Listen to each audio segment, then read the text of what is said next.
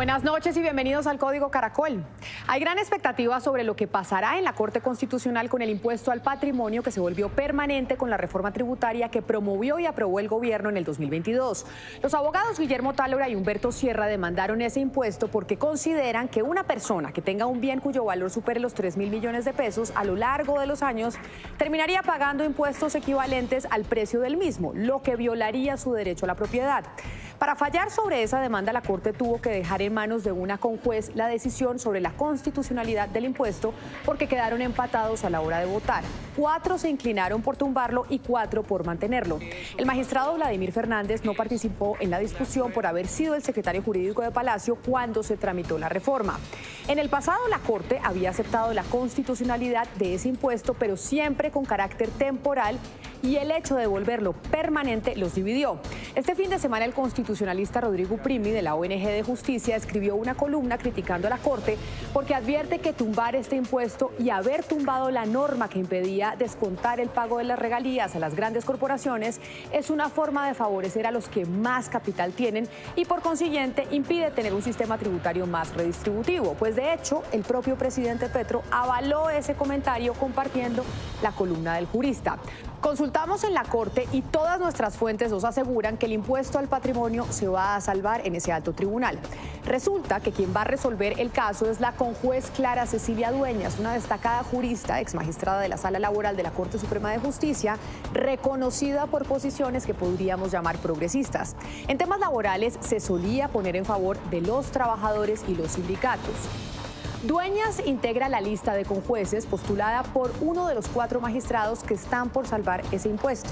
Por eso, desde la Corte, hay quienes ya dicen que el presidente no se debe anticipar a acoger comentarios que cuestionen a la Corte Constitucional, como los de Uprimi, porque esta vez es casi seguro que fallarán como él quiere.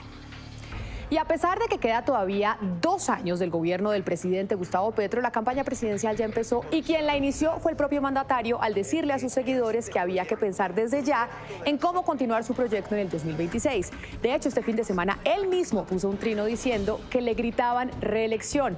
Pero Petro no es el único que se anticipa en materia electoral. Uno de ellos es el senador del Centro Democrático, Miguel Uribe, quien literalmente lanza su campaña con un eslogan que dice que vale la pena madrugar para volver a trabajar, trabajar y trabajar. Nosotros los colombianos, a las 4 ya muchos nos levantamos a trabajar y a las 5 estamos haciendo el tinto para luego alistar a los niños que van a ir al colegio. Estamos seguros de que antes que salga el sol ya muchos esperan el bus y otros ya empezaron a trabajar. Un país que trabaja así no merece tener un presidente que no lo hace. Afortunadamente, aquí estamos los que creemos que por nuestro país vale la pena madrugar y volver a trabajar, trabajar y trabajar.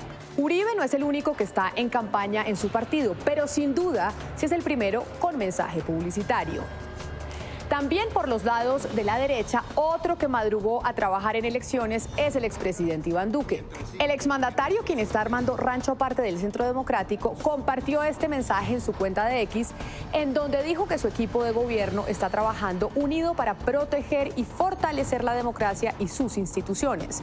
Muchos interpretan que es el lanzamiento de la campaña del exministro de Hacienda, José Manuel Restrepo, quien se perfilaba con esas intenciones desde antes de acabarse el gobierno Duque. El candidato del duquismo, ya sea Restrepo u otro, podría terminar siendo también el que diga el expresidente Uribe. Pues si bien él siempre ha organizado una consulta dentro del Centro Democrático, también ha tenido otros candidatos a los que apoya por fuera de él. Así que vamos a ver. Hasta aquí el Código Caracol. A ustedes una feliz noche.